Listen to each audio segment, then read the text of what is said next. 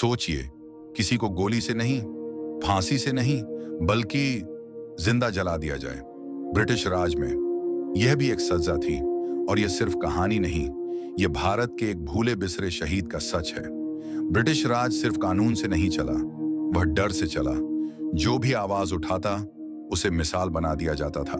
कभी जेल, कभी गोली और कभी जिंदा जला देना।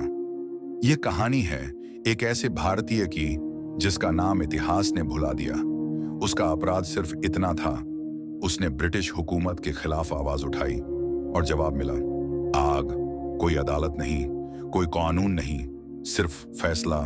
और आग जिंदा जलाना सिर्फ मौत नहीं होती, ये एक संदेश होता है।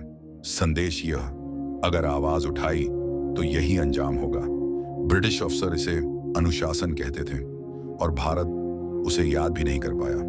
आजादी के बाद हमने सिर्फ बड़े नाम याद रखे, लेकिन हजारों छोटी छोटी कुर्बानियां फाइलों में बंद हो गईं। यह शहीद किसी पाठ्य पुस्तक में नहीं मिलता, क्योंकि उसकी कहानी सिस्टम को असहज करती थी। शहीद होने के लिए बड़ा नाम जरूरी नहीं होता। कभी कभी सबसे बड़ी कुर्बानी बिना पहचान के दी जाती है। जिंदा जलाना सिर्फ एक मौत नहीं होती, ये एक संदेश होता है। संदेश यह कि अगर तुमने भी आवाज उठाई तो तुम्हारा नाम भी इतिहास से मिटा दिया जाएगा।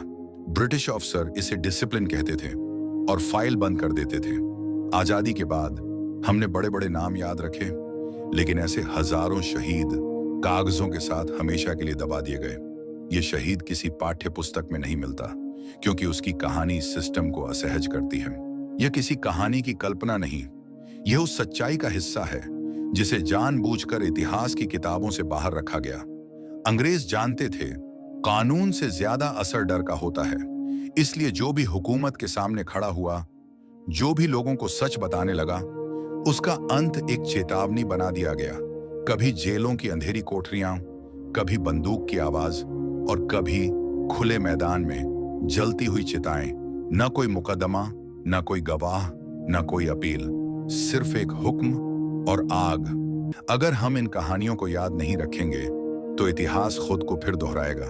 डार्क भारत हिस्ट्री इसीलिए बना है ताकि यह सच दोबारा न दबाया जा सके।